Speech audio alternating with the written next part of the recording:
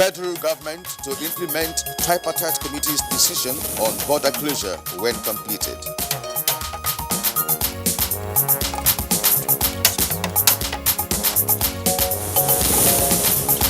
House of Representatives calls for release of more funds for effective management of coronavirus in the country.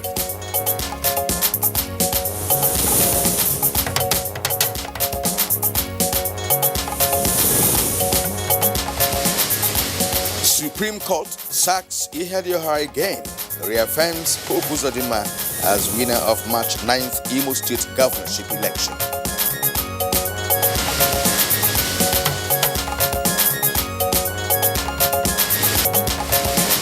And on Good Morning Nigeria today, we shall discuss public-private partnership in project execution and engineering for sustainable development.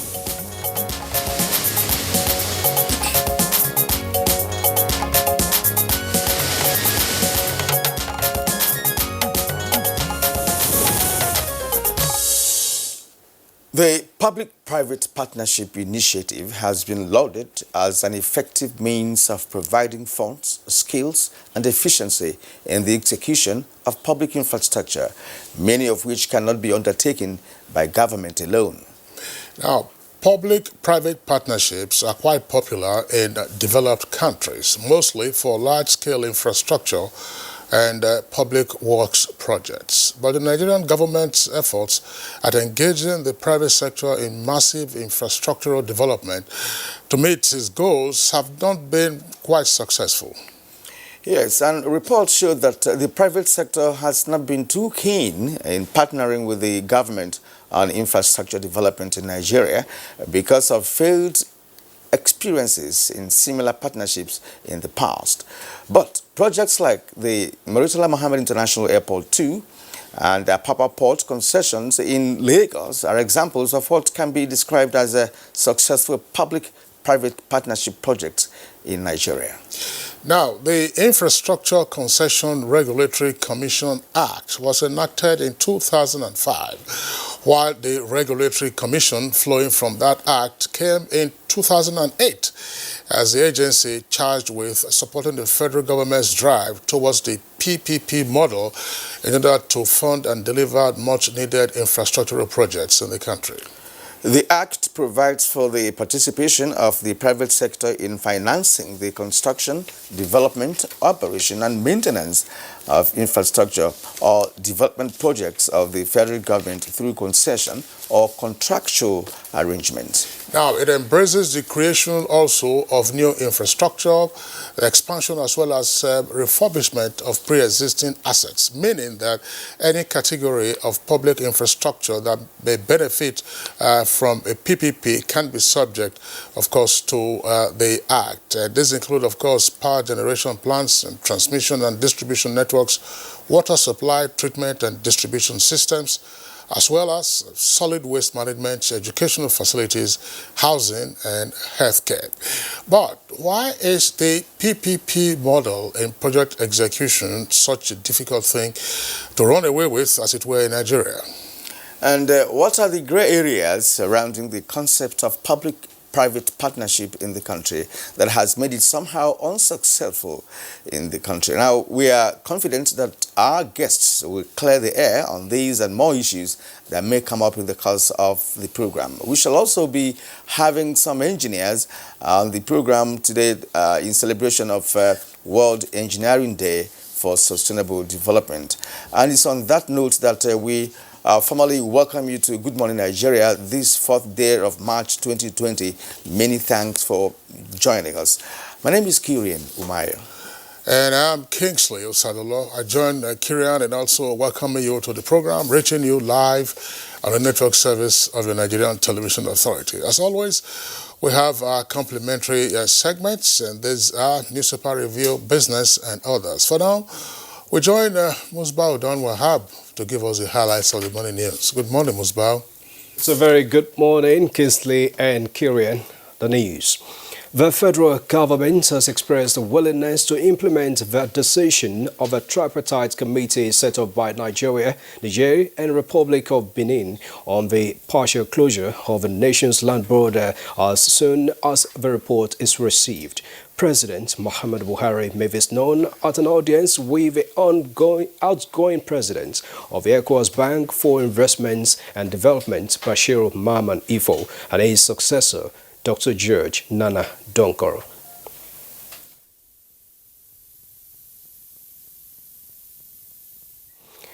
The Chinese national who arrived the Murtala Mohammed International Airport Monday on board Ethiopian Airline and displayed symptoms of coronavirus as tested negative.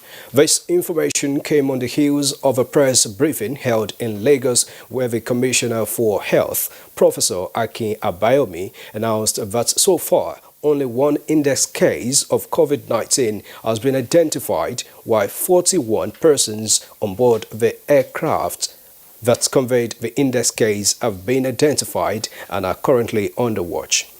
Refurbished isolation units. We will keep him there until our tests show that he is no longer secreting the virus. If we show that the viral presence is gone down to zero, then we wait another few days because sometimes it can go down to zero and come up again.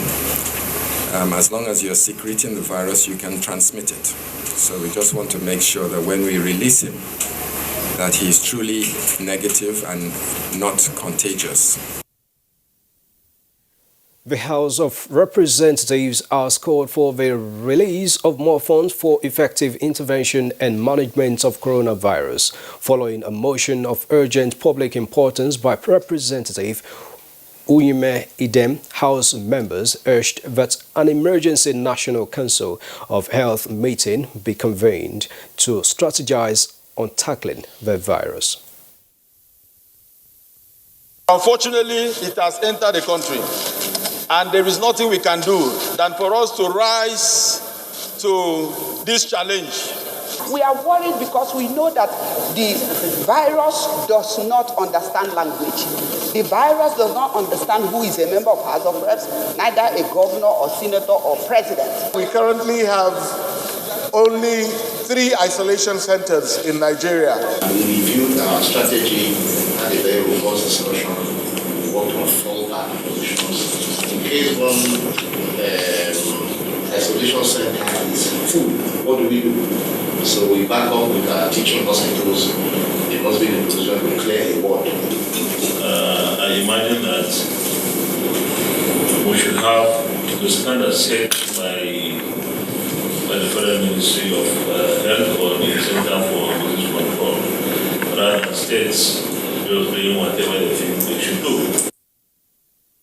The lawmakers commended various governments for measures so far adopted, but said preventive efforts be extended to rural communities. Minister of Environment Mohammed Mahmoud Abubakar says the federal government will deploy health workers and volunteers to Nigeria's frontiers to beef up surveillance as part of measures to contain spread of COVID-19. Minister of Environment at the state level to be proactive and key into the preparedness in their respective states. That way the containment of the coronavirus will not only be multi-sectoral but also easier and more effective. I hereby charge environmental health officers in states and local government to engage butchers to ensure they do not handle, slaughter, dress, sell, and prepare meat originating from wild animals or sick livestock which have died from unknown causes. Away from coronavirus, now it is the 3rd day of the Catholic Bishops' Conference of Nigeria holding in Abuja. Critical issues bordering on the development of the country, such as peace and security, unity, poverty, and role of the church formed the major focus. The theme of the conference is the Word of God, a lamp to my feet and a light to my path. But when there is a gap, we feel there is an insensitivity. We need to have access to our leaders We need to have access to the president, to the vice president, to the ministers. They need to be closer to the people that elected them. Judicial matters. The Supreme Court, in a majority decision of 6-7, has reaffirmed its previous judgment, which declared Hope Uzodimma of All Progressives Congress, APC, winner of the March 9, 2019 Imo State governorship election. The Supreme Court held that it lacked powers to sit on appeal over the January 14 judgment of a court which nullified the election of former governor of Imo State, Emeka Ihedioha.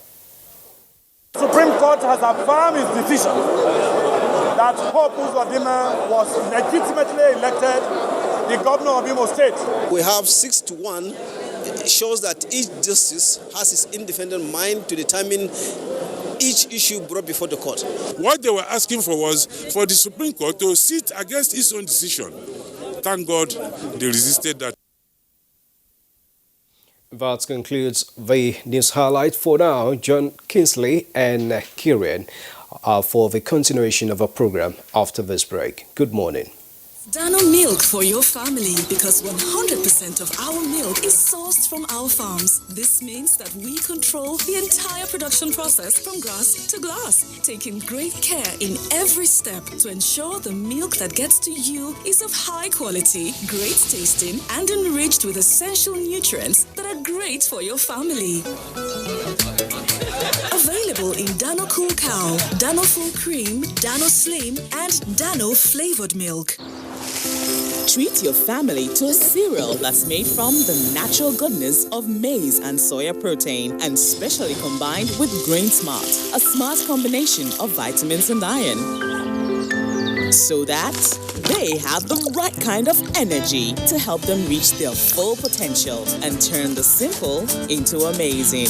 Eat up and carry go, because nothing do you. Golden Morn, make every day amazing. Nestle, good food, good life. Not so fast. Look, I'm tired. I want to check out of this country for greener pastures. Just calm down for a moment. Please sit down. Do you have a job where you're going to? No, but someone is arranging, Listen, Alinko. Checking out of this country without proper planning means one thing. Unimaginable begin. You know, I've been in the diaspora, but legitimately doing great things at home and abroad. As I've been saying, without the proper footing abroad, the risk is not worth it. Listen, Alinko, it's better to be home than be trapped abroad or even end up in prison.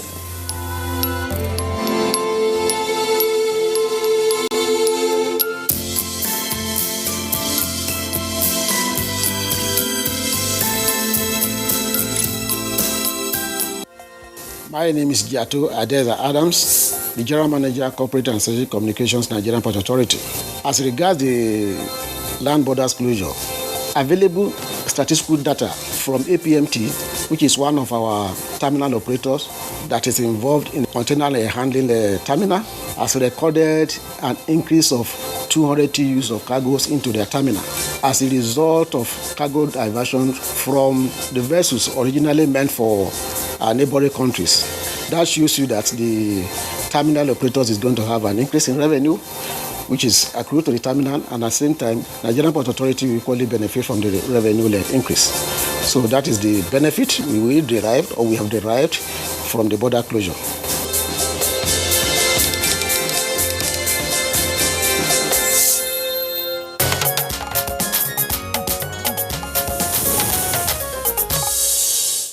The program is Good Morning Nigeria.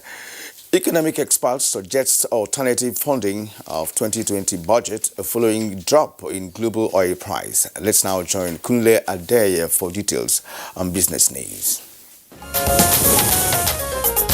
The Minister of State Budget and National Planning, Prince Clem Agba, noted that this is part of the agreements reached between Nigeria and the Japanese government at the TICAD 7 conference in Tokyo in 2019.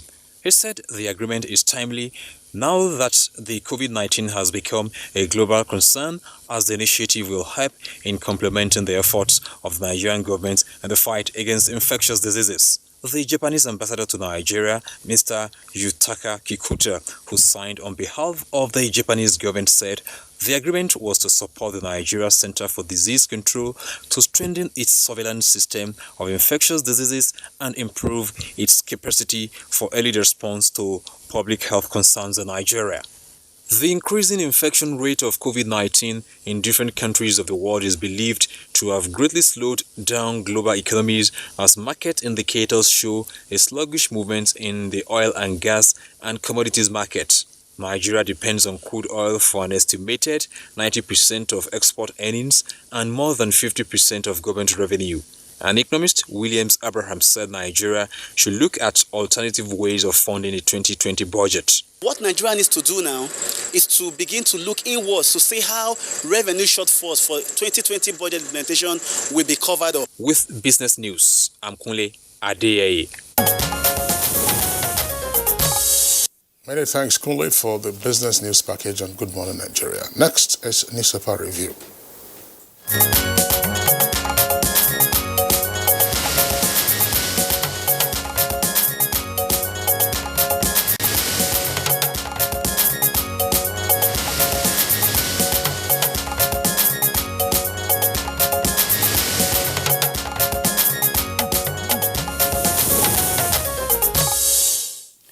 And here we have Bayo Atoyebi, our newspaper reviewer. Bayo, it's good to have you again. Thank you. Good morning, Kiran. Good morning, Kinsley. Good morning, Nigeria. Right, Bayo, good to see you. Yeah. Kiran. Let's begin with the Nation newspaper. The Nation newspaper, above the nameplate of the Nation newspaper, we have three striking headlines there. Gunmen attack Kano community. 2 killed, 4 injured. The story is on page 4. No going back on reduction of Hajj fares, says NACON boss. That's Nigerian Hajj Commission boss. It's on page 41. Now, NSE to become public quoted company. Equities rally 232 billion. The full details on page 37 of the Nation's newspaper. Now, below the nameplate, WHO to trace 103 travelers on flight with Italian victim. That's the lead story on the Nation. 2 others to that. Nigeria enlists world body. Coughing Chinese on arrival at Lagos airport tests negative. Now, Amotekun set for takeoff. Lagos, Oshu, Ogun, Oyo, Ondo houses pass bill. And of course, on the right-hand side, we have a Supreme Court dismisses Hedio House review application. You can get details of that on page 44.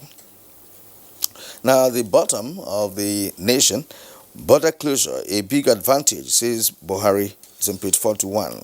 Woman kills daughter and herself. That's on page 5. That's it on there. Okay, let's take a look at the Daily Trust newspaper. Daily Trust stories that Kira read are also to be found on the front page of the paper. Ihedioha loses again as Supreme Court dismisses application. Southwest Houses of Assembly pass Amotekun bill. Lead story is on coronavirus, which is the kicker. Outrage as reps resolve to shut down for 2 weeks. And 4 riders, no sanitizer in ministries and agencies. NCDC boss quarantine. That's according to the paper. We're going to discuss that. State House screens staff and visitors. Dangote donates 200 million naira to fight virus. And then right at the foot of the front page, violators of Fertilizer Act risk 5-year jail term. And service chiefs' appointments must reflect federal character. That's according to the Senate. And coronavirus hampers Lagos Ibadan rail project. Details on page 20. Now before we bring in Bayo, let's return to the daily, the Nation newspaper. The lead story on the Nation. There are riders to the lead story, about 6 of them. Now, State House begins screening. World Bank, IMF cancel meetings. British Airways cancels 216 flights. Emirates Airlines sends workers on leave. India suspends visas to Italians and Iranians. Pope tests negative. NCDC DG in isolation. Tokyo Olympics Games cancellation very likely. And of course the photo story on that paper showing Almajiri boys. We just discussed Almajiri yesterday. The Almajiri boys roaming around in Zaria, Kaduna State during school hours. Bye. One is forced to ask, where is the Edu Marshal of the Kaduna State government? They have what they call Education Marshal, and they're going about, it's a committee where they spot children that are supposed to be in school and are out of school. They immediately apprehend them and take them, register them, and make sure that they are taken to schools. Let's start with the update on the coronavirus. The Director General of the Nigeria Center for Disease Control is hale and hearty. Dr. Chike Ihekweazu is not infected with the coronavirus. He is one of the few scientists invited by the World Health Organization to understudy the new virus, the coronavirus in China. And accordingly, upon his return, he did self-isolate himself as required by the rule. Well, Nigeria Center for Disease Control is part of those who set the rule, and therefore he couldn't have arrived and abandoned the rule. So he's almost at the end of his self-isolation. He is not infected with the coronavirus. However, the members of the House of Representatives are worried about the porosity of the National Assembly, and therefore it portends risk that they could be victims of COVID-19. Accordingly, the House has resolved to suspend plenary for 2 weeks. This, they say, is to enable the National Assembly management put measures in place to check the coronavirus. They believe that the National Assembly is too porous and everybody comes there. I begin to wonder what will happen to our universities, what will happen to our schools if we begin to raise alarm and start shutting down because of coronavirus. The Senate too has advised that there should be more isolation centers. And again, there is apparent confusion about bioscience laboratories that has competencies to test the coronavirus. Nigeria has 3, one in Lagos, one in Abuja, the third is in Irua, Edo State. However, State Ministry of Health, supported by the Federal Ministry of Health and the Nigeria Center for Disease Control, can set up isolation centers wherever is as necessary. During the Ebola virus, that is what happened. Whenever there is a detected case in any location, isolation centers are quickly put together to take care of such instances. So we should be very careful about the alarm. However, if we are to go... just hold on a second, please. Yes. Let's pause you so that we can, contribute to your clarification, beginning with the last one. The lawmakers were conflating test centers. Yes.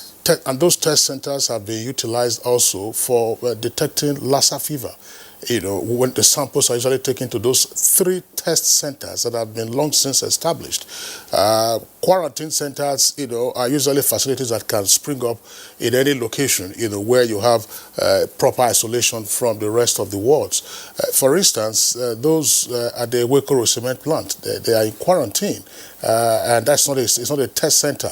Now, if any of them becomes symptomatic, then, of course, the samples from that individual will be taken to the test center, which is nearest, that's probably Lagos, for it to be evaluated. So to claim, as the lawmakers did, that there are only 3 quarantine or isolation centers is quite erroneous. And Kirian, you and I were on set on Monday when we, of course, discussed the update on coronavirus in Nigeria. The Honorable Minister of Health was here with us.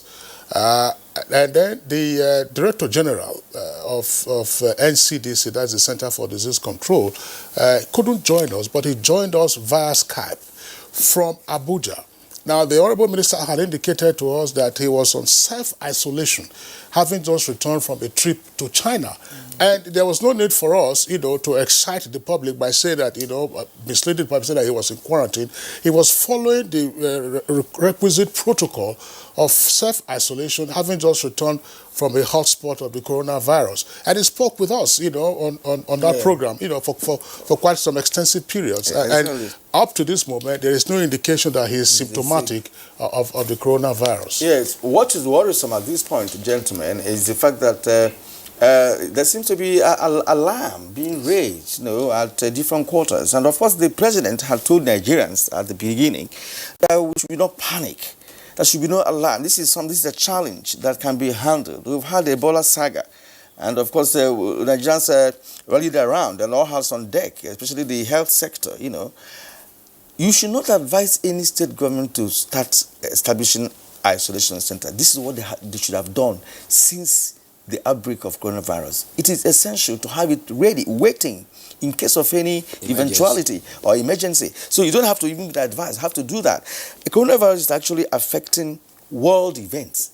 Like I read out on the Nation, several events, even economic, like the World Bank, IMF, cancelling meetings, and what have you. But in Nigeria, I'm not sure, Kingsley, that we've gotten to a level where the House should take 2 weeks leave. I don't understand why they should It's go to that unwarranted, in my opinion. Yes, it's unwarranted. Because we're not Iran. Iran is one of the heavily impacted countries. Some lawmakers in Iran have caught the virus, and Iran has had to shut down its parliament, and it's also freeing some 54,000 prisoners on account of the virus. One of the heavily impacted. We have just one index case, and there is a regular update on that. And by the way, in buttress of what Kieran was also saying, look, sometimes it is when the crisis comes that you realize how fragile you are. Our fragile health system is under test, as it were. Now, how would it take 2 weeks to fumigate the National Assembly, set up a test facility? It's not test facility. What do you need are those digital thermometers to check the temperatures? The National Assembly cannot be a quarantine. The country is not in a crisis situation. Exactly. And so, I think there's a need to be careful so that we don't raise an unnecessary false alarm. Yes. By so doing, people will tend to panic. Just like you said, what about schools, universities, secondary schools who have boarding facilities? So what about the panic should not be the way out now. I was going to talk about the update about COVID-19. So far, there have been 3,155 that have died from COVID virus. 92,723 have been infected in 78 countries. Mainland China has the highest of about 80,181, and unfortunately 2,943 have died. South Korea has the next highest, 518 with 77 dead. Japan has 268 with 12 deaths. In some countries, they've taken some measures. No more high five or handshake. All you need to do is just bump thump. Pope Francis, who had runny nose, has also been reported tested negative. He doesn't have the COVID virus. In Nigeria, there's only one index case imported from Milan, and he's said to be improving. Yeah, and let's say that we're lucky at this point, because no Nigerian yet, locally, based, has got it. There are claims by some persons that that our gene has a way around such viruses or something. I'm not sure it is right, but that's what some people are speculating, that it's not as if you cannot catch it, but of course you may have the immune that can deal with it, after maybe 1 or 2 days of treatment. That's well, there's a report of a Nigerian in Milan, a footballer in the Grade C that was said to have tested positive, but it is said that he has improved and in fact helping others to treat some other patients. Now, one other point to also make, with regard to this is the emphasis on personal hygiene, particularly hand hygiene, is very important at this stage, Kirian. Using soap to wash your hands, be careful of the surfaces that you touch, and of course, just if you want to sneeze or you want to cough, be sure that you follow and observe what is required at this material time. The U.S. has recorded up until some hours ago 9 deaths. 9 persons have died, and most of them from the state of Washington, which is a northwestern part of the country. There are reported cases now in New York. There are two cases in New York last night. From the state even last of New York. week, when I was coming into the studio, the producer provided me hand sanitizer, and so it's part of. And don't take it as an insult if somebody refuses to shake hands with you. It's not an insult. I mean, that's just one of the precautions, to observe at this time. In Nigeria, if you don't shake hands, say, what do you mean? You think that my hands are dirty or something? That's one development yesterday, where some people who are entering Nigeria, Nigerians, as a matter of fact, are refusing to be tested at the airport. That's not a healthy development. I think if you're coming into Nigeria and you're a Nigerian and you love Nigerians, if you come in, please submit yourself to the authorities. The Minister of Aviation, Hadi Sirika, was very hard. He says nobody is exempted from the test. And he has specifically instructed that if anybody resists being tested, his attention should be drawn to it. Nobody is above it. Okay. Now, the Supreme Court says that there's no constitutional provision that empowers it to sit over appeal on his own judgment. Accordingly, sitting and by a 6-1 majority decision, they dismissed the case by Emeka Ihedioha. Justice Kayode Ariwola, who read the majority judgment, said the finality of the Supreme Court is entrenched in the Constitution, and therefore the inherent powers of the court does not allow it to review its judgment. However, Justice Chima Nweze, in a dissenting ruling, said the court has power to overrule itself if justice is seen to have not been met. Therefore, in the case of Hope Uzodinma, the learned justice said the court was misled and Uzodinma did not score the required spread. But be that as it may, majority carries the day, and therefore there's democracy too in the Supreme Court. 6-1, it means the majority verdict holds the way. Meanwhile, Governor Hope Uzodinma has called all winners and losers to come together in the spirit of sportsmanship to create a synergy that they work together to lift Imo to the next level. Okay, Bayo, thank you very much. There are a number of issues arising from that. We're not having enough time to discuss those issues in our newspaper review segment, but going forward, I'm sure that the opportunity will come, Kirian. Yeah. So Bayo, I would like to thank you for being around. Thank today. you too. Let's see you again tomorrow. All right, it's Good Morning Nigeria, live on the network service of the NTA. We'll take a short break now. When we return, we'll get ahead with our items for conversation. Have love. We'll be able to unite, irrespective of tribe, religion, and culture. So we keep preaching on love.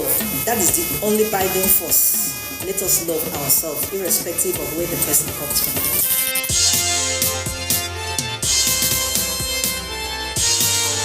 You are about to witness the commencement of the most stimulating and compelling contest on television. This contest is only for the strong, the intelligent, and the talented. Get ready for the Unity Challenge reality TV show. Coming soon.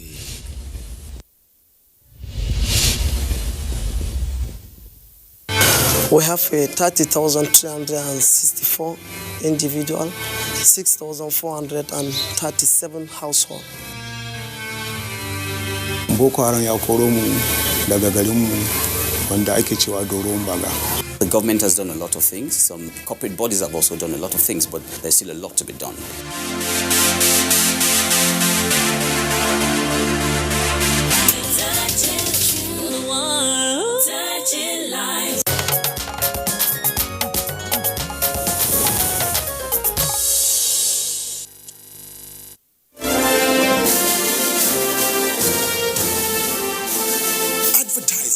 Goods and services on the right channel gives you an edge over your competitors. NTA News 24 has all the platforms for your target audience. The station is on DSTV channel 419, GoTV channel 46, StarTimes channel 101, and Free TV channel 703.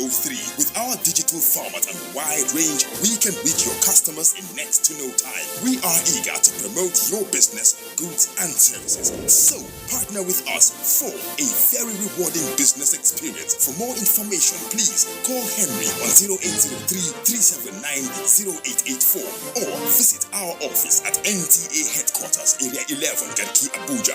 NTA News 24. News and more news.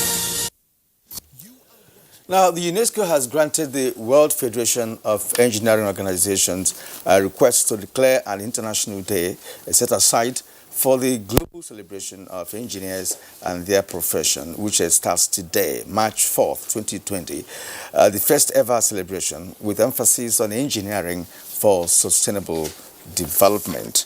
And today in the studio to discuss this important matter, Engineer Babagana Mohammed. Engineer Babagana Mohammed, of course, is the president of Nigerian Society of Engineers. You're welcome to Good Morning Nigeria. Good morning, Nigerians. And we have also here in Abuja studio, Engineer Mustafa Balarabe Shehu, is Executive Vice President, World Federation of Engineering Organizations. It's good to have you this morning on the show. Good morning. And Engineer Chidi Izua, DG, the Presidency, Infrastructure Concession Regulatory Commission. You're welcome. Good morning, Nigerians. Well, I didn't remember to add FNSC to, well, they are fellows of the Nigerian Society of Engineers. So, gentlemen, pleasure to have you with us on the program. This is obviously the first of World Engineering Day. What is the significance of this? And why do you have to have a World Engineering Day, by the way? Thank you very much. Good morning, everybody. UNESCO found it fit to celebrate and declare today, the 4th of March, every year, starting from this is the first time we're having it, to celebrate engineering and engineering personnel. Because over the years, this has been a very long struggle for us, for engineers and engineering to be recognized. And this year, UNESCO in their wisdom approved this day for us. Because as we are seated here today, everything here is engineering, and some people are behind it. Everything in this room is engineering. Including those of us. Including all of you seated. I'm not an engineer. Okay. No. But you are working in an engineering facility. You are eating from engineering. So that's it. So UNESCO found it fit to celebrate all those who are putting their best and to make things, and in fact to bring in development to the whole world. That is the essence. Yes, well said. We understand that engineers are very important in every society, especially when we talk about development, in all sectors of human life. But in Nigeria, we may like to know to what extent, has engineering actually have been, deployed, in national development? Because as you celebrate Engineering Day, we also like to look at what is it for us, when it comes to engineering products in Nigeria. Mustafa Balarabe Shehu. Well, first of all, let me probably add to what the NSC president has said as to the concept of the World Engineering Day. We are all aware of the United Nations Sustainable Development Goals and the 2030 agenda, within which to accomplish these 17 Sustainable Development Goals.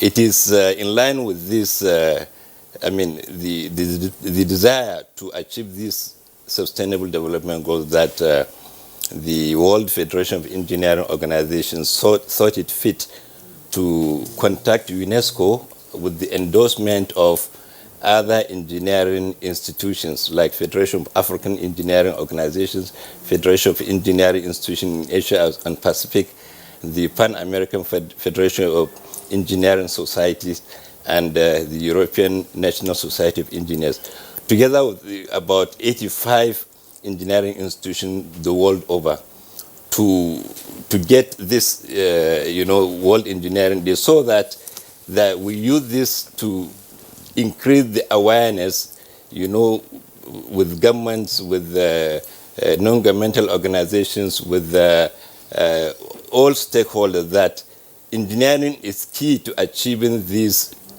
sustainable development goals, especially with the fact that we need to increase the quality of the engineers and the quality of the engineering institutions, quality of the engineering companies, to make sure that these SDGs are actually achieved. So this is one of the reasons why, the WFO really fought to get this World Engineering Day. And today, we are celebrating it everywhere in the world. In fact, personally, I I'm supposed to be in Paris by now to do for the maiden edition of the World Engineering Day in my capacity as a board member of the WFU and a vice president. But because of this coronavirus, the maiden edition, has to be cancelled because all travels are restricted now globally. But all institutions the world over are celebrating it today. And of course, the celebration will span, even throughout the week, actually, because, and another thing I want you to know is that the significance of the 4th March to us as engineers. 4th March actually is decided upon because it is the day that the World Federation of Engineering Organization was established as far back as 1968, precisely in the building of the Institution of Civil Engineers in London. All right, Engineer Balarabe Shehu, thanks a lot. Let's bring in now Engineer Chidi Izuwa, who is Director General of ICRC, that's the Infrastructure Concession Regulatory Commission. Well, World Engineering Day, why are Nigerian engineers joining the celebration, and why should they? Well, Kingsley, thank you very much. And I think I just want to re-emphasize what my colleagues have said. I mean, without Nigerian engineers, we would not be able to reach Nigerians, from this studio. The cameras we have are maintained, all the audio-visual equipment, the power, the everything. So that's the role engineers play, that we have power in our house.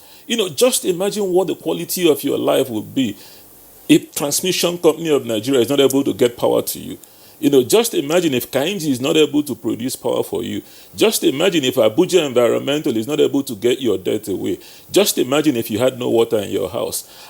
And now that we have coronavirus around, the role of engineers is not even being appreciated. As we sit here, bioengineers are sequencing the coronavirus DNA and developing vaccines for it. That is something that is very, very crucial to the survival of the world. So, engineers play a very crucial role for the survival of mankind. And it's extremely very important. We face a huge challenge with resilient infrastructure. The Nigerian Society of Engineers is working with the Federal Ministry of Works and all engineers around the country to make sure that when we build infrastructure in Nigeria, it is resilient. You've seen the problems we have had with collapsed building, what the NESC is doing. So Nigerian engineers have played a very crucial role to the survival of our country. As we sit today here, fighting terrorism in the Northeast, Army engineers are making sure that bridges, the vehicles required to fight that insurgency, the weapons required to fight that insurgency are available to armed forces. So engineers, affect every element of your life. I think that is why it's important that we join the whole world to recognize engineers and link it in a flawless manner with the SDG goals, which is something that strengthens mankind and strengthens our country. That's why we need to celebrate the Nigerian engineer. Yes, gentlemen, I want us to move a little bit away from this celebration. I appreciated the fact that engineers play a key role, and there's no question about that.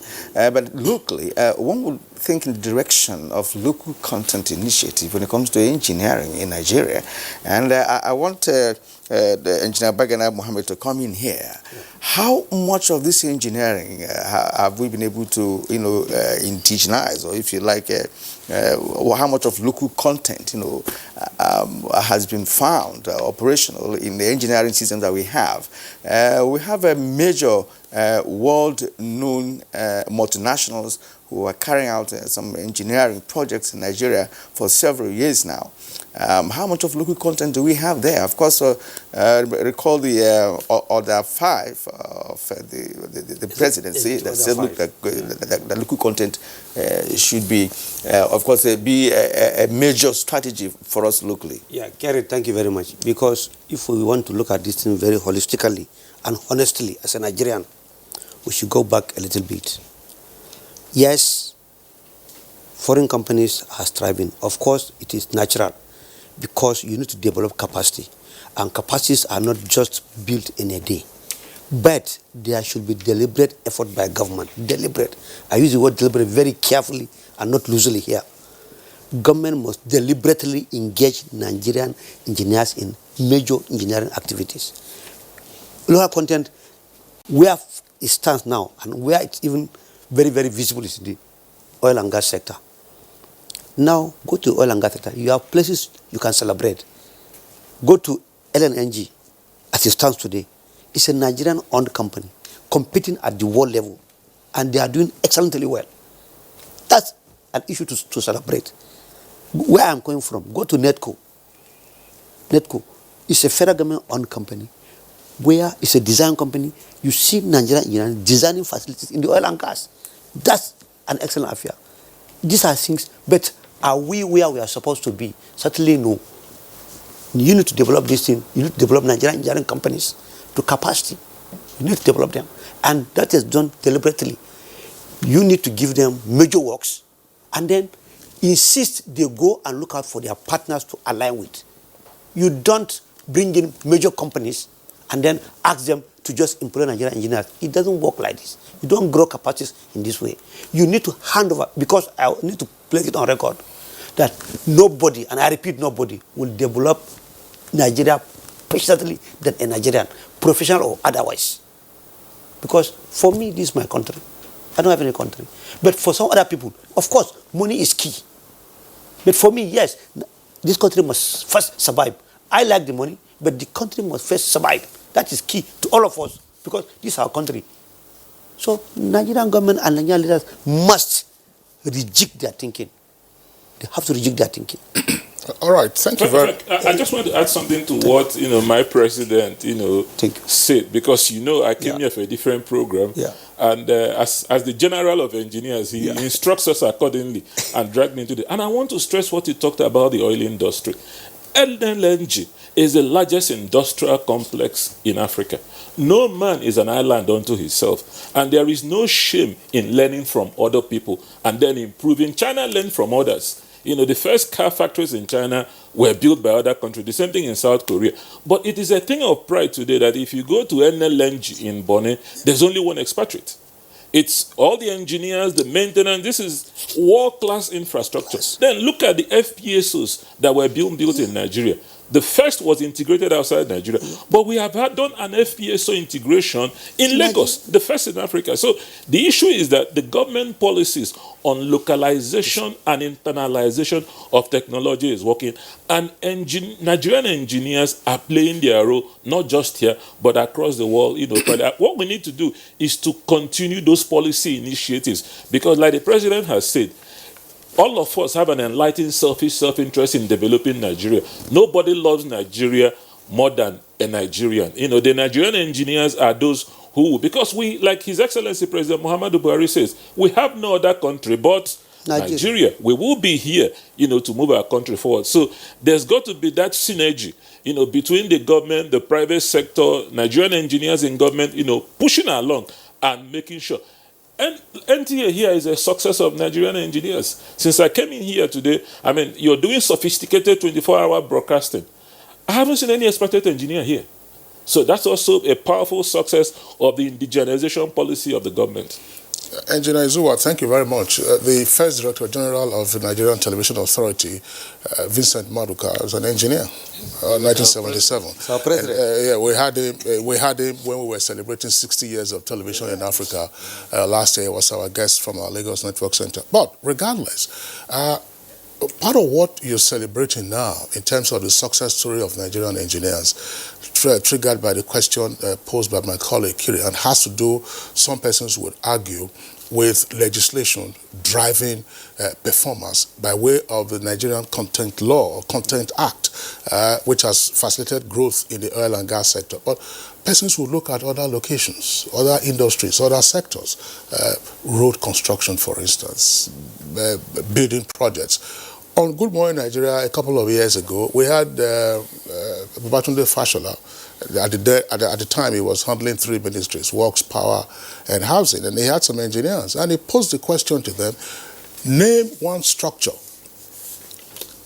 high-rise structure, that Nigerian engineers have undertaken in the past 20, 30 years in Nigeria. The response was 0. So what are the challenges that Nigerian engineers face other than that success story that you have in the oil and gas sector? Well, I think, you see, this is a very clear case. You cannot develop without doing. The country's leadership has to have that policy of engaging the indigenous, engineering companies. If you, I mean, there is no way you can build a 20-story building if you have not built a 6-story building, 10-story building, like that. Because on any project, you will be required to submit your qualification, your experience, the projects you have done in the last 5 years. So if there is no deliberate policy to engage, an engineering company, that if there is no deliberate policy to engage engineering company that has done a 2-story building to do 4-story building, then maybe in the next 5 years to do 8-story buildings, we can't move. So there has to be that deliberate policy of the government. And for whatever reason, if you cannot give the Nigerian company, 20-story building, then you give that company that particular project and then compel that company to partner with another foreign company, so that that project could be achieved and the two companies can work together. And there is no way you can work together with a foreign company to build a 12-story building this time around, and then in the next 35 years you cannot build it without them. And in addition, let me also add, that is how things are done. The second Niger bridge design was from NSC. The design was from NSC. The initial design was from NSC. We get the initial design. But the problem with Nigerian government or Nigerian leaders is they like white collar. That's the problem. Because look at it. Just come to think. Let's think ordinarily. In any setting, in our schools where we came from, you knew, I knew, nobody should contest that. Engineers are people who are intelligent.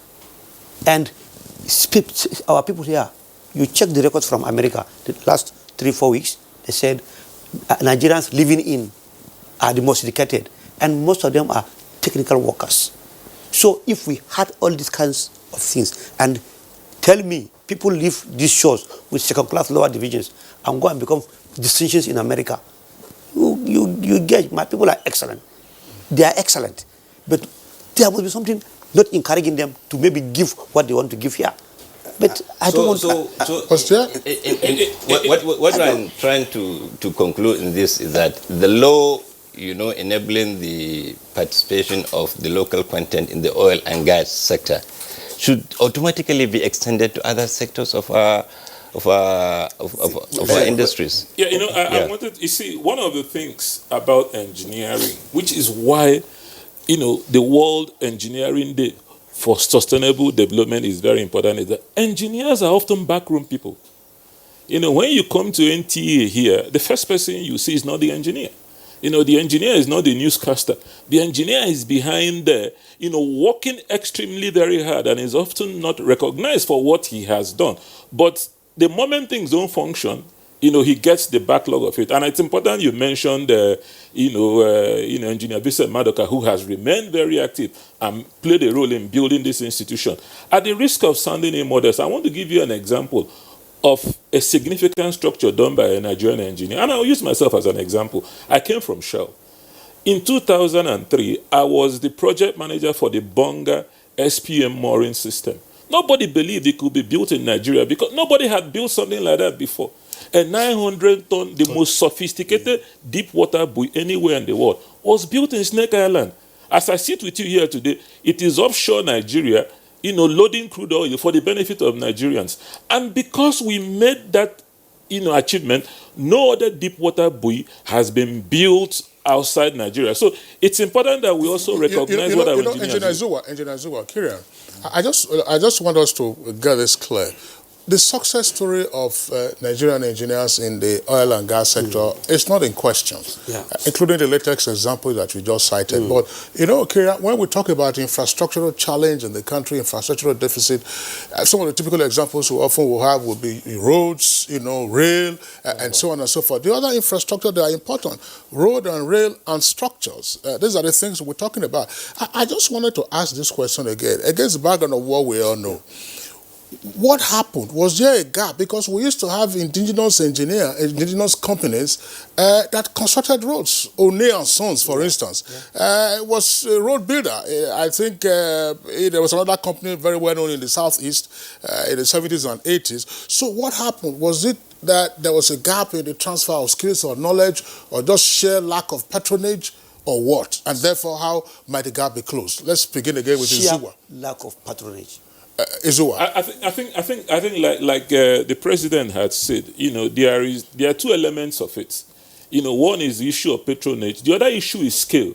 If you recall, just like you mentioned, you know, Enugu Airport was built by Nigerian engineers. You know, Owerri Airport was built by Nigerian engineers. But as we grew as a society, the scale of infrastructure we required expanded. So you needed to bring in external, you know, people to work with us. So I think the issue there is that transition hasn't been managed, you know, very, very well to the benefit of our nation. And I think, you know, we can complain from now to tomorrow, but what is important is to recognize a problem and do something to ensure it is not perpetuated. And the oil industry is a good example that, you know, deliberate policy, you know, can drive fundamental change. So I think there is a need to drive that policy change, you know, in terms of public infrastructure, to ensure that Nigerian companies and Nigerian engineers are given the option of first refusal, you know, and when they don't deliver, let them face the consequences of it. And I bet you Nigerian engineers will deliver, because I doubt a situation where Nigerian engineers have been challenged and they haven't been able to deliver. Chidizu, well said, you know, well said, but the crux of the matter is the fact that Nigerian engineers, are they not good businessmen? I'm making reference to the fact that it does appear that Nigerian engineers would like to have maybe me and my sons limited. You don't expand your horizon. You don't have capacity in terms of not just quality, but in terms of having the infrastructure required, you know, to be able to execute major projects like big-time bridges, for instance, you know, trunk A roads, for instance.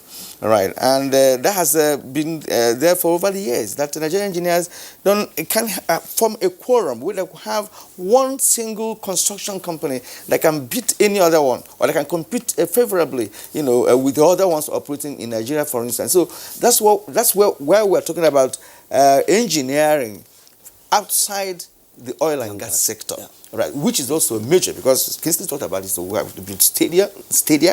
We have to build the roads, bridges, like the second Onitsha bridge that you said Nigerian designed.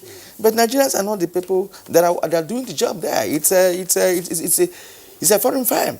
All right, so that's what we're saying. So the transition you talked about from where we set up, because of population growth, we now, need more infrastructure in the country to provide for social services required, right? And then Nigerian engineers have been found wanting in that respect. And again, let me make this reference.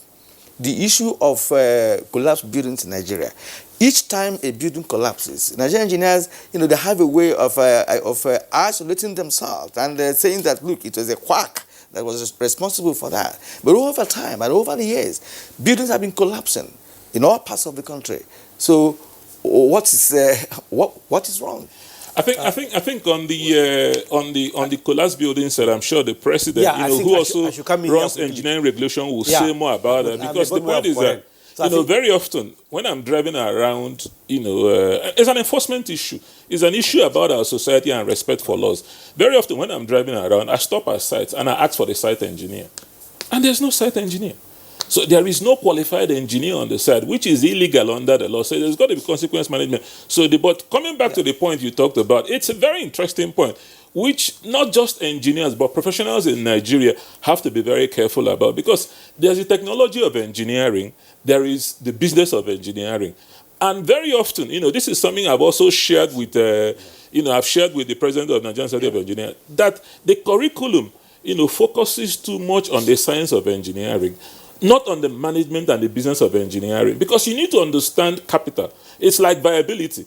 If your product is very sophisticated but is not viable, it will not make it in the market. So you've got to have that balance. So it's extremely very important that Nigerian engineers develop their business competencies in terms of running professional businesses so that people can create partnerships. You want to bring a structural engineer, you want to bring a mechanical engineer, you want to bring an electrical engineer. They will all come together and build a big engineering firm. So that is an issue that we face in all professions. And I'm aware that the Association of Professional Bodies in Nigeria is fighting that particular issue of this one-man shop, because there is only so much limit one person can do. And in fact, very often, even if when you look at corporate governance and you look at corporate survival, even in places where, like the companies you talked about, the large companies you had, they were one-man companies. What happened after the founder died? There was no life after it. So that's an issue that we need to. Look at Samsung. Samsung was created by somebody professionalized. Look at what Dangote has done with Dangote, which has become a professional organization. So the issue is that, the curriculum has to be changed. That consciousness has to come, and engineers will start to build technology and build businesses. Because what survives over a period of time is something that makes money. Yeah. All right, Baba Gana Mohammed. Let me quickly come in here on the issue of curriculum. I'm a board member of Korean Council, and Korean has worked. We have worked on the curriculums. Before, in my time, it was certificate-based. Everybody is looking for certificate. But now it's outcome-based. Skills. Nobody employ you because of this my degree certificate I have. No. What everybody now is after is skill. Do you have this required skill? If you don't, whether you are PhD holder in that field, it's nonsense. So we have already changed our curriculum, and that is on the basis of this that we go to schools and accreditate all the engineering faculties. We are doing this in Korean, and it is looking very fine now. So some of our teams are already out doing accreditation. And if you have not met the required criteria, we will not accredit your school. And you can be a graduate of so-so university. Once it was not accredited, fine, you are on your own, because that's how it is. And on the issue of these companies, growing Nigerian engineering companies, let me come back again. Yes, there are good experiences in the other side of engineering, not oil and gas, railway, NEPA, of then NEPAs. Yes, agreed, they were laid down and built by foreigners. But after they have gone, who maintained those structures over the years until of recent? So I always insist, government must deliberately empower its local engineers. All right. Thank you very much, President NSC. Let's invite Barala Shehu one more time. Yeah. Again, on Good Morning Nigeria, we've had the Minister of Transport, Honorable Rotimi Amechi, discuss the works going on in terms of railways and so on and so forth. And incidentally, it's also been joined on such conversations by engineers. And one question is, what is the level of participation of Nigerian engineers in the ongoing modernization and rehabilitation of the rail system? These are huge projects. Even if we took loans from China or from wherever, what is the level of Nigerian engineers' participation, considering critical issues such as technology and skills transfer? Are you worried about this? Of course, I'm really worried about that, and every engineer, in fact, every Nigerian should be worried about that. I've had the conversation with the Minister of Transport, and really, they keep saying because we took Chinese loan, they are the funders of the project, so they state the terms on which the contract should be administered. But loan is not a free money. Loan has to be paid, and really the person who is going to pay the loan should have his own interest at heart. And to our belief and conviction, the interest of Nigerians and Nigeria has not been really taken very much, considerably in those projects. So you will see that most of the jobs, of course the design is completely done in China, but most of the levels of the tiers of the job on the construction side are done by the Chinese. So in such kind of circumstances, how do you expect any Nigerian company or any Nigerian engineer to maintain such kind of infrastructure, talk less of expanding it in the future? What we are saying is that the conditions of the contract has to be made in such a way that the interests of Nigerians are protected. And there is no way the interests of Nigerians can be protected if they are not very much involved in the design and in the construction of this project, so that they can be in a very good position to maintain this infrastructure after commissioning of such infrastructure, and also be able to replicate similar infrastructure, elsewhere because of their level of involvement. But the way it is now, we may not have that kind of privilege. That is our concern. Let me quickly add here. Contracts are very tricky issues. On the onset, when you are going to negotiate this mighty contract, knowing fully well that the infrastructural contract, you must go with an independent, just like the Nigerian engineers. You invite them, they are professionals, they are your countrymen. Let them give you, if it is railway design, we have rail engineers, we have these engineers. They will assemble it for you. They are not part of government. They will go there as an independent body and then assess this document for you and give you professional advice. They don't take, we are not policy makers, but we will inform you that this is this at every stage. This is how our manpower can come in, because you need to develop at every stage, even at contracting. But let me give you an insight, and I think this is something that it's very important. It comes again to recognizing some of the baby steps we have made. The MD of the Nigerian Railway is an engineer. It's an engineer, correct. Engineer Fideto Kyrie. Yeah. Playing a very, crucial role in, designing contract negotiations and this role. And in the process, yes, the contract is awarded to a big Chinese engineer, but there's a whole lot of Nigerian engineers involved in those. A good example is the coaches. When they receive those coaches go to the NRC yard, which is run by Nigerian engineers, because it goes on to site. So I think now the point is can we make the coaches? You're not talking about manufacturing. Can we make those coaches? Time is not on our side, actually. Because from what they have posited this morning, it's clear that we have intelligent Nigerian engineers, even operating elsewhere. We have the Emagwales of the NASA, which of course is the most sophisticated scientific enclave globally. And we have others. The young man from Kogi who is making the drones, in America. We know that. But now we are talking about your poor organization in terms of the business of engineering. So we are concluding right now, when we get more facts about your celebration today. Let's go back to that.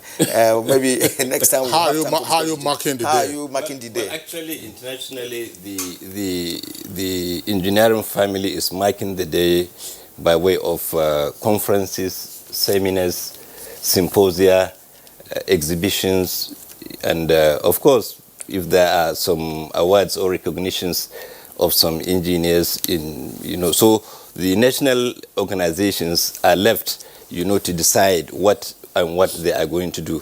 But I think in Nigeria here, we are going to have a symposium, later in the day, maybe in the next 2 hours, in the National Engineering Center.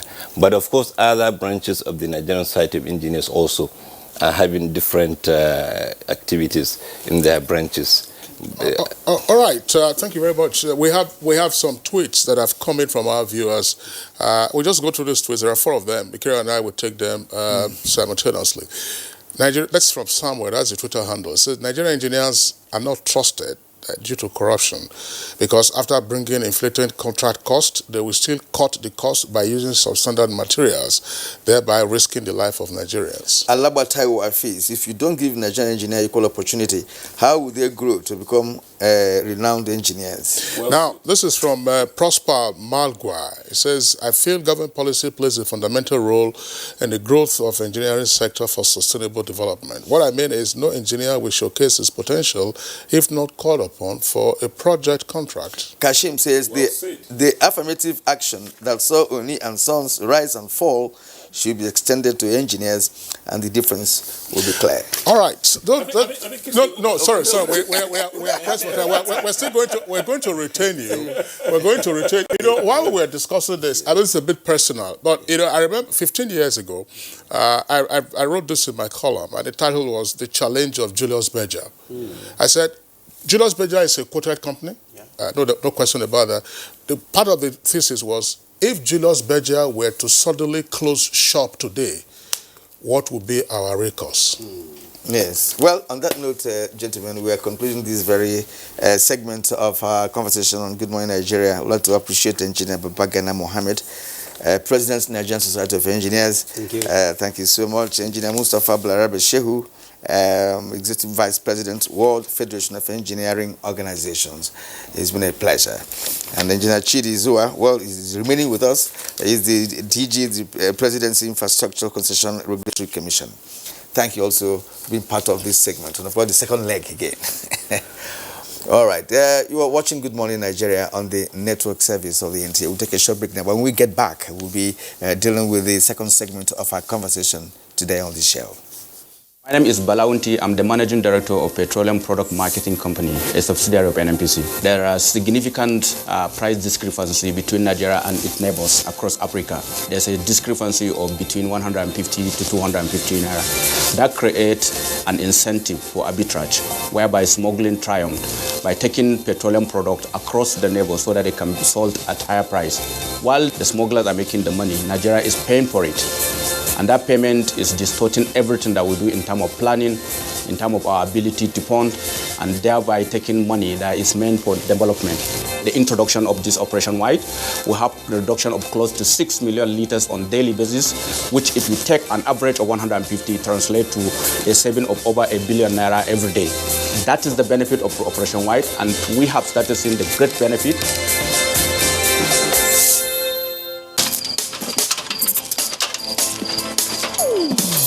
Oh boy, climb this thing now. No be only to connect lights. Come you and yourself now.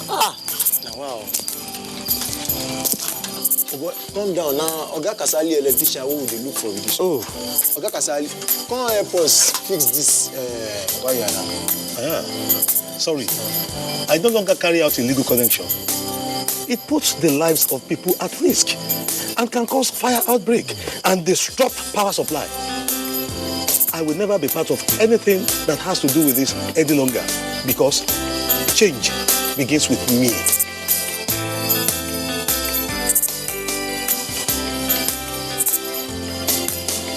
Oh boy, letting me talk makes sense. Oh boy, we could carry this ladder from over. This message is brought to you by the National Orientation Agency in conjunction with the Federal Ministry of Information and Culture.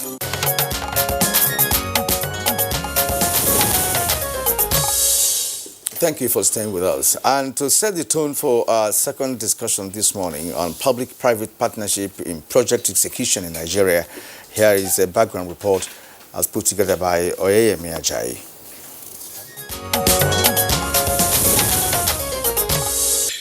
Growth in the world today cannot be achieved without quality infrastructural development.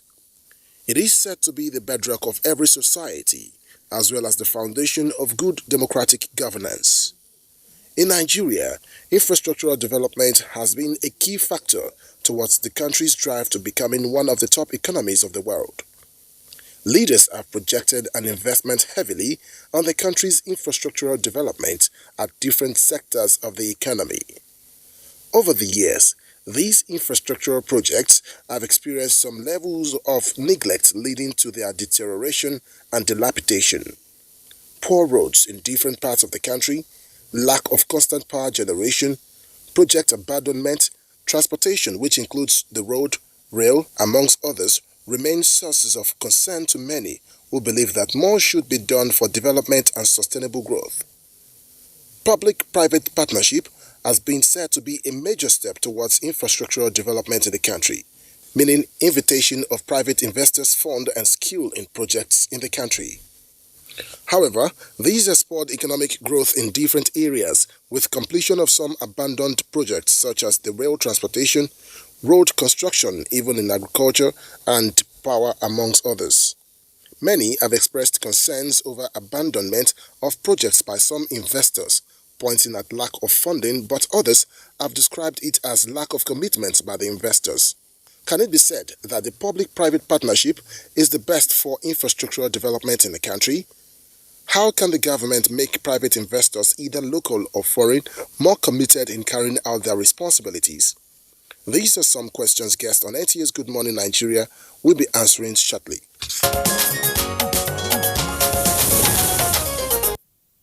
All right, many thanks, Oyemi Ajayi, for that background. We have 4 guests. Earlier, we indicated that we were retaining Engineer Chidi Zuwa, who is Director General of the Infrastructure Concession Regulatory Commission. Once again, Engineer Zuwa would like to welcome you to the second conversation. Also here with us in the studio is Engineer Umar Gambo Jibrin, Executive Secretary of the Federal Capital Development Authority. Engineer Jibrin, pleasure to have you with us on Good Morning Nigeria. And Niyi Akinsijo, an investment and financial analyst, is right here in the studios. Niyi, delighted to have you with us on the program. Last but not the least, another regular guest on Good Morning Nigeria, lawyer and development consultant, Mani Ochuboju. Mani, pleasure to have you around. Thank you very much. Okay, gentlemen, you're most welcome. Since the return of democratic governance in Nigeria in 1999, the Obasanjo administration introduced the PPP as a development model, which of course the subsequent government actually keyed into. But what appeared to have failed is the fact that all the PPP arrangements that governments entered into did not actually result into the expectations of Nigerians in terms of sustainability and in terms of actually ensuring that we have development in all sectors. There are certain projects, that have been concessioned one way or another during the period of these administrations I mentioned, yet nothing specific can be identified as a good developmental project completed based on concessioning on PPP arrangement. What is the problem? Let me start with you. What is the problem? The problem of public-private partnership to a large extent has to do with mostly the design initially, the project selection, and the implementation. The implementation sometimes is inefficient. It doesn't generate the required funding that it promises. It doesn't even bring the required expertise that it promises. It doesn't even bring the required experience that it promises. In the initial bidding process, you see very beautifully presented documents, outline business cases.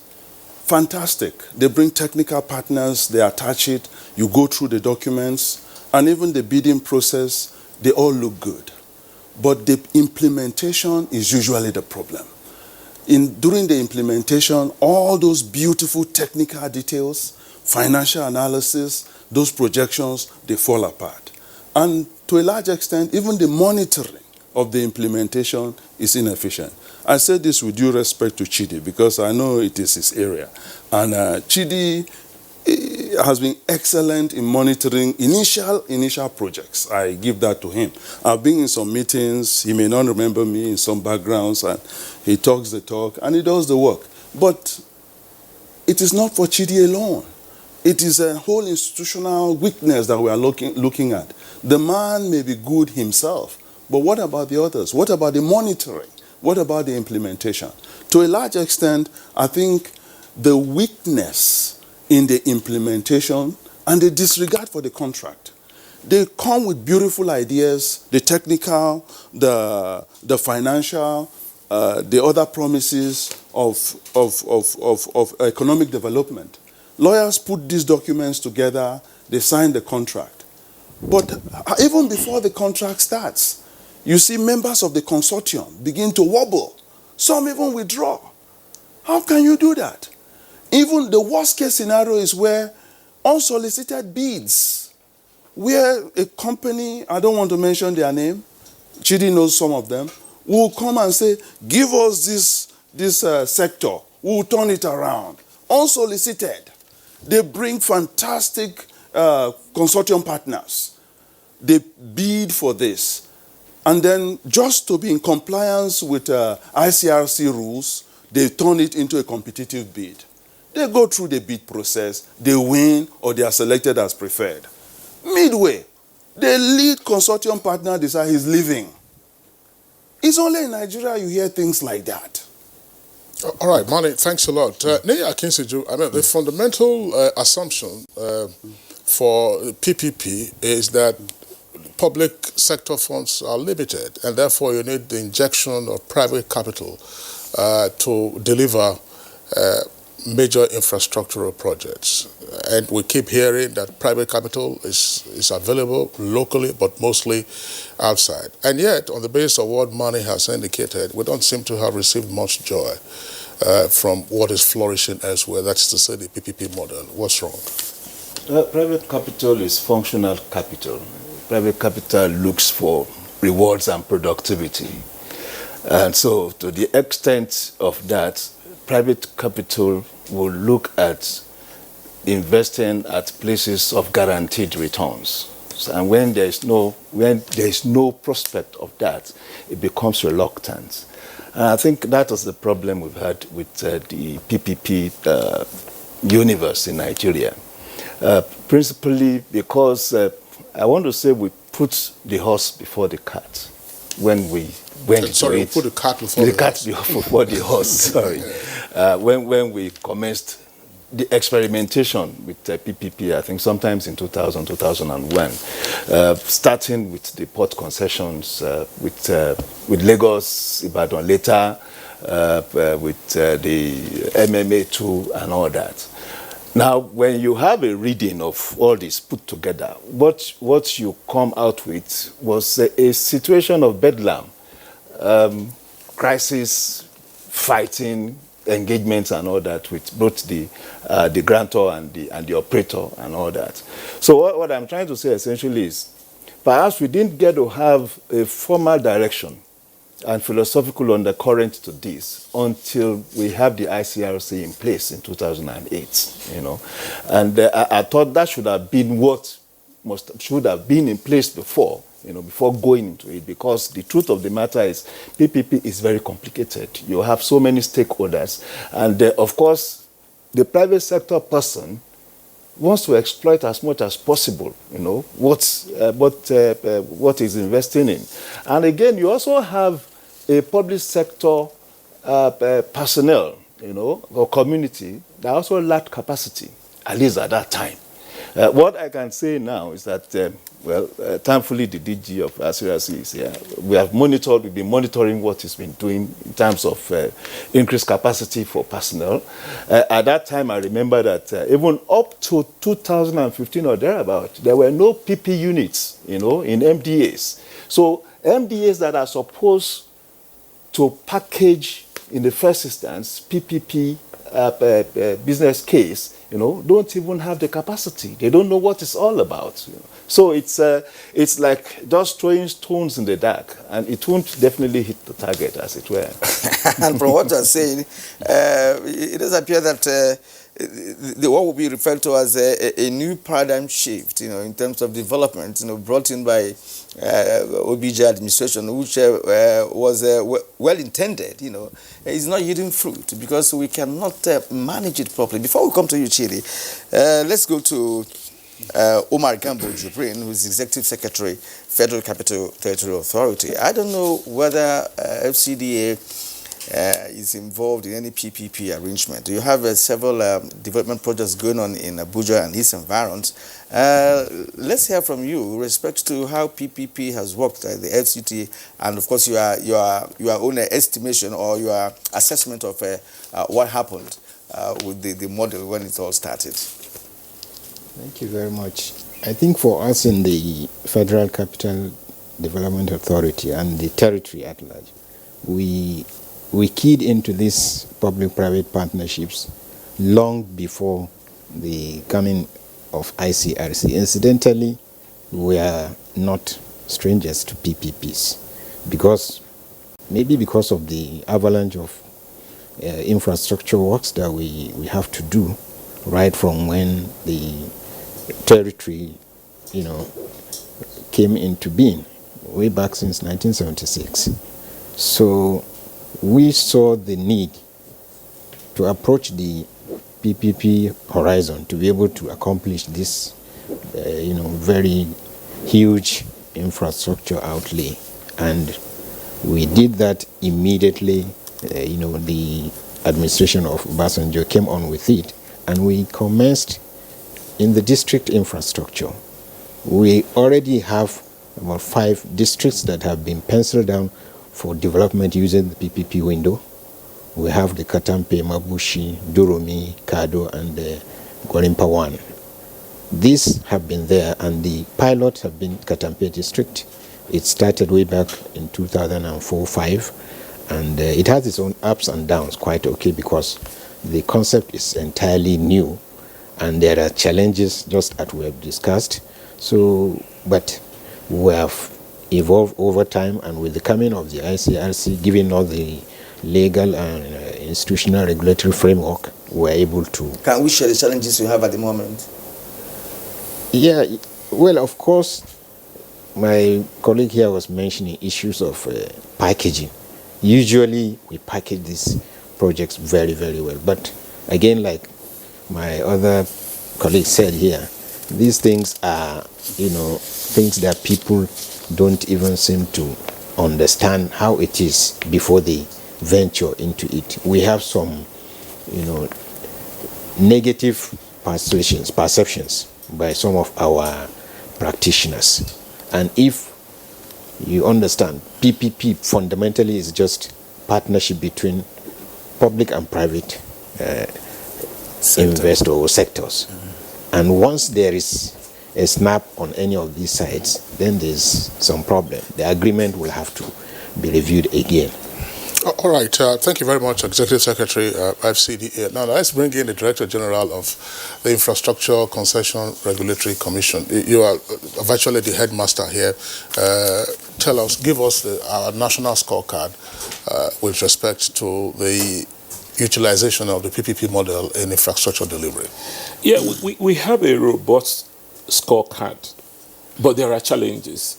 I think part of the thing we face here is that because we have a huge infrastructure deficit, so the baby steps that are being made to use this are not being recognized because it is not, Rome wasn't created in a day. It's not plug in day.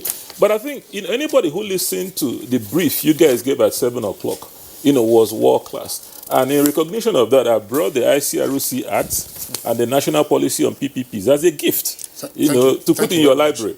Thank you very much. Now, the point to note is that if you look, we are the first country in the world to have a PPP disclosure portal.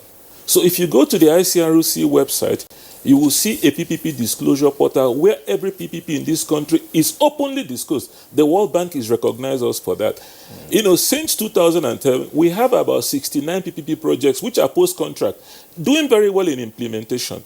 The ports have been very, very successful. Just imagine wharf rats. You don't hear about them anymore.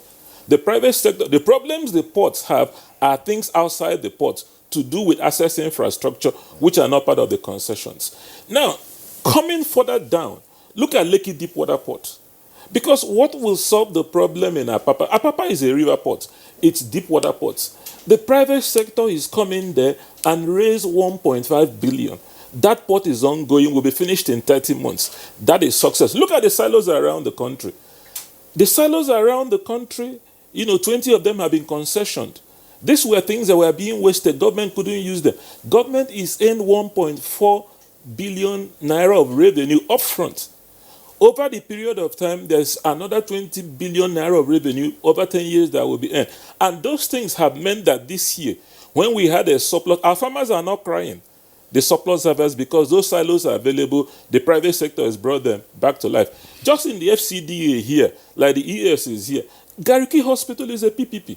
If any of us were to fall sick here, where are we likely to go to? It's Gariki Hospital. And Gariki Hospital is a unique success in the world in the sense that it is probably the only PPP based on user pay, for social services. So from that angle, There are successes we have. And I want to announce here, on behalf of the Honorable Minister of Works and Housing, what Nigerians have been expecting is for us to have PPPs in our road sector. That is happening. We're meeting with them. The adverts will soon come out. People will see them. We are choosing one road per geopolitical zone to bring in the private sector and turn these roads into what they are anywhere else in the world, into commercial. Now, in the aviation sector, the 4 airports will be concession. That work is ongoing. As I speak here with you, the RFQs for the maintenance, repair, overhaul facility on PPP basis has gone out. The one for the aviation leasing company, because the reason why our airlines can't get access to it is because of funding. So there is a lot that is happening in the PPP space. And what everybody here talked about capacity, Kingsley, tomorrow, the PPP Consultative Forum is meeting, which is a meeting of all PPP unit heads across the entire public service. And I will invite the NTA to come and cover this. So we have, and in addition, one of the biggest problems we have with PPP in Nigeria is technical capacity to prepare bankable projects. Because he made the point, the private sector would only be interested in bankable projects. But what the ICRC has done is we have established the Nigeria Infrastructure and PPP Institute, which is dedicated to creating capacity. Yesterday, we were the Nigerian Immigration. Last week, we were Voice of Nigeria. So that work is being done to build the capacity to. So what we need to do is to support what the ICRC is doing. Our infrastructure deficit, the Nigeria Integrated Infrastructure Plan estimates that we will be spending between $33 billion annually. Our infrastructure spend on the budget this year is what? It's $2.53 billion. So even if we say it's $3 billion, there's a $30 billion gap. So we need infrastructure investment. Yesterday, we had a very powerful group, and I will encourage Nigerians to go to www.route1corridor.com, a private sector group that wants to build a backbone infrastructure. $115 billion. That is more than what we have invested. So the way for our country to go is PPPs and more PPPs. And also, we also need to stop this obsession with federal PPPs, because those PPPs are important at the subnational level, at the state and local governments. Medical services need to be improved. Transport services need to be improved. Education services need to be improved. So we have also partnered with the Nigerian Governance Forum to open the Nigerian PPP network to ensure that local governments and state governments use PPPs, because that is the only way. Oil price today, as we speak, has fallen below our benchmark revenue for this year's budget. So what feedback are you getting from the subnational entities? Very positive. Extremely very positive. We were in Gombe State. And this is another success that people don't talk about. The Dadinkowa hydropower plant. When Dadinkowa was built, there was no power plant there. The private sector has come to build the power plant. There is 40 megawatts of power on the grid available in Dadinkowa. It is the first on-grid power plant in the entire northeast of Nigeria. And more importantly, because that involved a substation and transmission system, it has created a stable system to supply power to Biu and other parts of the northeast. So that is what the private sector, I think what is important is that, when you praise a singer, what does he do? He sings more. So I think we need to acknowledge what has happened to be able to move. Sorry, he's singing, but we can't spray him. You have really done the praises yourself, and it's highly appreciated. You've mentioned some areas really where PPP worked, and we appreciate that. But there are some other areas, we talked about road construction, which has not gotten a good bite of it. I recall that in 2015, the second Niger Bridge was concessioned under the purview of Konjiwala, then as the economic team leader of that administration. But it didn't work out. It collapsed. And what is going on now there is a direct contract, by government. Now, the unbundling of PATN, of course, last week we had programs on that, power supply and what have you, metering and what have you, is because, of course, it's a PPP arrangement. That's what it is. But it is not delivering at this point. In fact, the issue has gotten to a level where it's becoming complicated, and of course, Nigerians are yet to benefit from that concessioning. Away from you, let's also hear from our man, Nana. And I like his views on certain national issues, because he does that dispassionately. Now, going forward, what would you advise Chidi and his team to do? Well, Chidi is technically very competent. We need more Chidis in his institution. That's going forward. It's not enough to have one or two glittering stars in an institution. It's lopsided. You need to enhance and broaden the capacity to a large extent. The issue of monitoring projects is something that they need to do. After we go past the initial bidding process, most times we don't see ICRC anymore after the bidding. And that's something they need to look at very carefully. The other thing they need to look at too, regrettably, is the issue of political interference in project selection. Where if, for example, I'm a minister, I'll need a project to be located in a particular area, or maybe for political reasons, or for vote generation reasons. I don't want to say vote buying reasons. And thirdly, the issue of transparency. We need to deal with those issues. It's a bit opaque, especially during the bid process. The bid process simply says in the ICRC Act that the person that submits the technically and economically more comprehensive bid should be awarded the bid. What is technically more comprehensive and economic sometimes can be subjective. It can be subjective. And that selection process of who wins the bid is something we have to deal with seriously, because these private funders, they come from America, they come from China, and come and spin these projects for us. And when it comes to implementation, most times they underestimate the costs and overestimate the benefits. So there's a gap in between there, especially when it comes to implementation. And then when you, as a lawyer, you're working on their project and you're working on their contract, and you point out these gaps to them, they take offense. They tell you you're not an engineer. Oh, they have to do bankability study. How do you start doing bankability study when the project has started? You are taking one step back, just as Nii said. We are putting the horse, the cart before the horse. Thank you. I'm repeating exactly what you said. So that trend is peculiar in PPP arrangements, and it needs to be reviewed critically. You know, I'm tempted to go back to Chidi Zua, but your response will be very brief on this one, so that we can take Nii and then engineer. Executive Secretary of FCDA. Look, you know, what touches Nigerians the most, the highlights of the success stories you've mentioned, they are useful. But when we look at our road sector, particularly federal highways, the question has always persisted, why we don't appear to have deployed PPP. We know there's this tax credit that has been offered to Obajana Road, and I think part of Apapa-Urushoki Expressway rehabilitation. But I don't know for how many years now they have been on Lagos-Ibadan, reconstruction.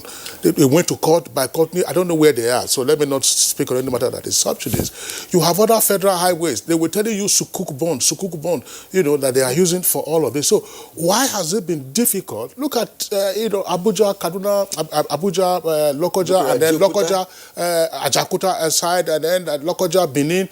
Why has it been difficult? I'm sure, I don't know the last time. Some months ago, I was on Onitsha Enugu Expressway, but that's not an expressway anymore, it's a footpath. So what is the problem? What is the problem with deploying speedily, PPP models to get those roads, up and running? I think you hit the nail on the head. And the ICRC had advocated this over a very long period. And I think the good news is why we cannot change yesterday, we can change tomorrow. That it's happening now. That the Honorable Minister, and I think we need to recognize Babatunde Fashola, has agreed. So Benin, Shagamu, Asaba, the Owerri Onitsha road, you talked about, all those roads are now being worked on, and the RFQ adverts would come out very soon for concession. That will happen. So that is something, that policy measure is there. But I just wanted to address two things that he mentioned earlier. First of all, Second Niger Bridge was never concessioned. Because what happened was the ICRC, and I think this is the point, part of the problem we have, and I think this is part of the problem, that people don't want to comply with the law. The ICRC Act is very clear. You can only procure a bankable project. So the issue of going to do bankability study after you awarded the contract is against the ICRC Act. So you do development, you do procurement, you get the ICRC OBC certificate, you get the FBC certificate. That's the proper process. That national policy is world class. The World Bank is using it to build other countries. But unfortunately, at times in our society, when we make laws, we break our own laws, we don't comply with it. So Second Niger Bridge, when we looked at it, the tolls for just Second Niger Bridge alone was too high that it would have caused social crisis. So our suggestion was, look, you just don't go and toll a bridge alone. Why don't you concession up to Benin Shagamu and then recover the entire revenue through that entire place? So people will not know, they will not feel it. And you create an economic corridor, just like the North-South Expressway, which developed Malaysia. That's what. On the power sector is not a PPP, because a PPP is a procurement process. However, there are three elements of the power sector which are PPPs, and they're the most successful. The three hydropower plants, Kainji, Jeba, Shiroro. Those plants were concessioned to the private sector, and they are producing for us today the lowest cost power that we have. When Kainji and Jeba were concessioned, they were doing about 400 megawatts. Today, they're doing 900 megawatts. Shiroro is functioning fully. So the issue is that the private sector, when they come in, because one important thing is that you're changing the reward structure. Private sector only makes money when they provide a service. So mainstream and North-South Energy, who are running those things, would only make money when they provide a service. That's a fundamental paradigm shift. We need to assess forward. They have been complaining, the GenCos have been complaining about not being paid because the power that they generate, the DisCos will reject them. In some cases, we discussed power last week, we discussed it again on Monday. But the success story is noted. Niyi, one of the points that Mani raised, and Engineer Izuwa has also touched on it, when we were discussing the bankability of a project, Mani says that there is a tendency for the bids to work towards the answer. They draft these bids, gilt-edged, everything is perfect, everything is sound, but when it comes to implementation, that's where the cookie begins to crumble. How then do we overcome this temptation of, being, if you like, being too academic? Paperwork is not our challenge, but taking it from the table as a paper and then delivering it is our major issue. How can, shall we say, the regulators or the gatekeepers in the PPP arrangement be able to arrest what would appear to be too good to be true in a bidding document? Too good to be true. First, let me comment what DG had been doing in SRC. I've been following, I think, about 3 years now. And one would have seen a lot of changes, going forward in ICRC. I think for every PPP project, you have financial advisors. But of course, in Nigeria too, we also know that the process of procuring financial advisors too could also be modulated. And I'm using that word consciously, but that is the basis, for whatever we are saying. A financial advisor is supposed to be perceptive enough to be able to look at your feasibility study, your OBC, and be able to pick out gaps, and say this will not match reality. A financial advisor is supposed to test scenarios, and of course do the cost calibration too. So I think the whole thing depends at the roots, and that is why I keep saying, even in the history of PPP in Nigeria, we got it wrong from the roots. So we need to keep going back to that root, to properly establish our foundation. Thank God we have ICRC. Thank God we are conscious of the role of the financial advisors, even in the regulations, in the regulatory handbooks of ICRC. But the important thing is, how do we now also establish the capacity of financial advisors in Nigeria? Because those of us that practice also understand the fact that even in the basic art of auditing, there are compromises, So not to talk of recommending, projects and all that. So I think the important thing is for the ICRC to also have its own way of creating a hall of fame, as it were, for its financial advisors. What's the bidding process? What is the valuation process?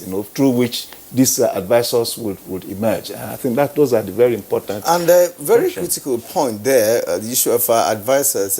Yes, we appreciate the fact that you said that bundling of PSCN may not be necessarily PPP, but it also involves the private sector. And the intention was for them to bring in some kind of finances to fund this sector. But it is failing. Perhaps maybe they didn't do the right evaluation during the process, but they ended up being the drivers of the sector. And today, it is failing. Now, let me return to Umar Gambo. Umar Gambo, you've told us that FCDA has actually keyed into PPP arrangement, and we would like to know specifically those PPP arrangement that you have embarked upon and is expected to yield the anticipated result. I'm asking you this because FCDA is actually, Abuja is one of the largest city now in Africa, and it's growing rapidly, and we'd like to know how much of this PPP are you deploying to ensure that the infrastructure deficit in the city will be filled up in no distant time? Thank you. Again, I will just want to add to what my colleague said. The issue of challenges in PPPs generally. There are many parties or partners in every PPP. There are transaction advisors, there are the financiers, there are the people that form the SPVs that execute these projects. Once there is no synergy and everybody is not playing his role in this enterprise, then there is problem. I think that is one fundamental issue, which means if there is an agreement for PPPs, the end result is what is interesting. The outlay is what is important. So you have to play your role as a partner in this venture. Coming to FCDA, we have, like I said, 5 districts that had since 2006 been penciled down, and we're working to make sure that they all achieve completion in terms of the PPP arrangement. All the challenges from what we had in the Katampe district are being resolved, and we are going to move on to ensure that that pilot becomes a success. And really one wonders, there are other very critical infrastructure projects that are coming on board. We have several unsolicited bids from investors who want to execute these projects. We have our transit system for the city, where we intend to have the bus lanes and the rail together. This is one fundamental thing that we're looking towards the PPP to actualize it because of the import of transport issues in Abuja. Then there is the medical, like you rightly said. Apart from the success of Garki, we're looking for fresh, very new medical PPPs so that we have hospitals that can be built that are world-class using the same PPP window, not just service-oriented or for people to just, pay for the services based on the existing facility. Well, you just told us that I'm just wondering why we keep having confusion along the line. Money has been so specific about this. The issue of the bidding and all of that, the process well made, technically good and what have you. When it comes to implementation, it fails. Is there corruption in this? Are there people who would want to shortchange others because it's partnership and many people are involved in that? Is there anything like that? There is something that we haven't mentioned here. One of the things my late father taught me was trust but verify. Due diligence. So what happens is that at the end of the process, there has to be a proper due diligence. It is not just what the person has claimed on paper. So, and I'll give you a practical example. You know about the e-ticketing system, for the Nigerian Rail, which has been approved by FEC. At the end of the process, there was a due diligence of the investors. Who is your financier? What is his capability? Is he going to finance it? Is there? What's the technical capacity? So due diligence is very, very key. At what point do you do due diligence? Is it after the fact of selecting the preferred bidder or what? Due diligence. You do two levels of due diligence. Namely? You do the first one during the bidding process, because at that particular point, that's what the guy has bidded.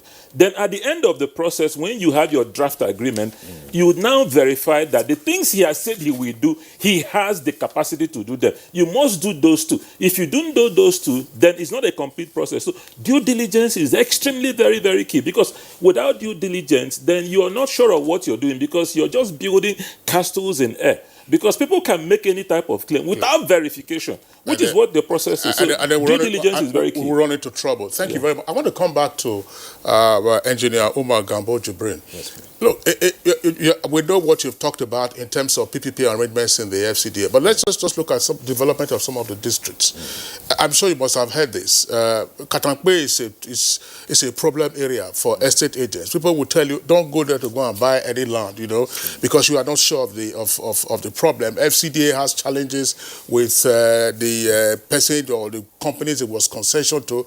You are saying that those problems are likely to be overcome. You'll tell us how that is proceeding. Second one, I'm sure you must have received complaints from persons who moved into certain districts that were concessioned or given out under the land swap deal. The private developers were supposed to have developed the infrastructure, but the experience in the FCDA has been that the developer constructs one miserable paved road, and that is it. So then they allocate the plots. Every other thereafter, you are on your own. You have to start creating your own infrastructure and so on and so forth. Is this back to due diligence or improper supervision after the fact to ensure that there is compliance with the terms of the concession or with the terms of the grant? I think, like I said, the Katampe example is very, very important. We have looked at all the initial issues bedeviling the project. When you base a project on the rate of plot within a district, and from when the packaging was done to now, everything has changed. So many things have moved on. So then the condition of even the site itself. So we have looked at so many of these issues and agreed that it's something that it has to fund itself. So whatever parameters that we were using, that would assume that government has a role to do in subsidizing some of these things have to be eliminated so that we make it very, very, very financially viable. All right. Thank you. Thank you. Some Nigerians are actually talking to us by way of tweets, and let's quickly take them. Delejak Solomon says there should be promotion and increment in PPP participation in Nigeria, as the benefits are immense in comparison with the disadvantages. But unfortunately, public office holders have used the avenue to milk dry Nigeria's national cake due to corruption. It's never too late to amend. Now, Mike Ayanko has this tweet. PPP, to say the least, is working to an extent or not even working in parts of the country because of stringent conditions by the government to those private enterprises. Okay, now from Mobola Habab, PPP is meant to galvanize and accelerate development, but sadly, in this part of the world, it's still same bureaucratic bottlenecks as well as the tendentious, this is a big grammar, tendentious corrupt practices that have slowed its positive effect. This is largely why we witness slow pace and delay in delivery. The gentleman is trying to write like Patrick Obaya. Law Alpha C, it says public-private partnership has not really worked effectively in Nigeria. I prefer government borrowings to execute projects. Wait, it doesn't know the life of a debtor.